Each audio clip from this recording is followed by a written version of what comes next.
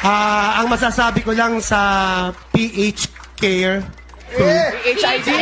PHID? HID. Alam mo kung napansin nyo, PHID, ang dami na nilang magagandang sinabi para sa inyo.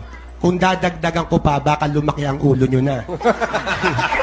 Pero sa totoo lang, kanina nung gumagalaw kayo, ang dami nyo pero parang iisa lang ang nagsasayaw dahil pare-pareho ang kilos nyo. Ano ba yung natatanda mong galaw nila?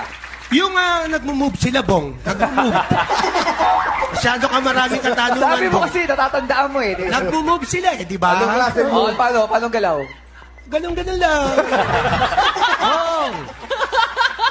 First time ka nga eh. Nanginginig pa nga ako eh. Sorry. Nang-nervous, di ba? Relax nga kita. Nang-didiing ka eh. Tapos, iisang galaw, nung first season, napanood ko kayo. Mga, Ano yun? Ano yung ginawa nila? Nung first season? Oo. Alam mo naman yun na, di ba? Kung uulitin ko pa, parang tatanga-tanga ka na nun. Sumayaw din sila nun, Bong. Talaga? Oh, sige. Ano costume? Hindi sila sumali ng first season eh. Ay, kasasabi lang ni Ikaw, Boss. Narinig ko sabi ni Ben kanina. Sinulat ko nga dito para hindi ko makalimutan. Hindi sila Sa- yun. sa- Yung sinabi ko, in general, hindi sila. Hindi nga sila yung Sumali Bong. sila sa talentadong Pinoy. Talentadong Pinoy, Bong. Hindi mo na alam. So, hindi sila sumali? Hindi ng sila first season? Hindi. O, Bayali, tanga-tanga ka rin eh.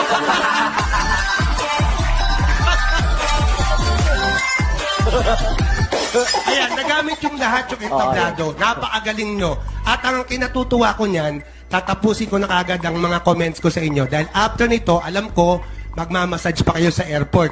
Kaya magaling kayo, kaya ito ang score ko. Tsaka naalala ko noon, nung nagsisimula ang showtime. Di ba kalabang ka namin, Bayani? Oh, disisit ka, di ba? Bakit pinapaalala mo? Oh, maganda yung si disisit. Nagtagal kayong 2 months, di ba? Ay, nag-i-escort na ako ba? Ako sa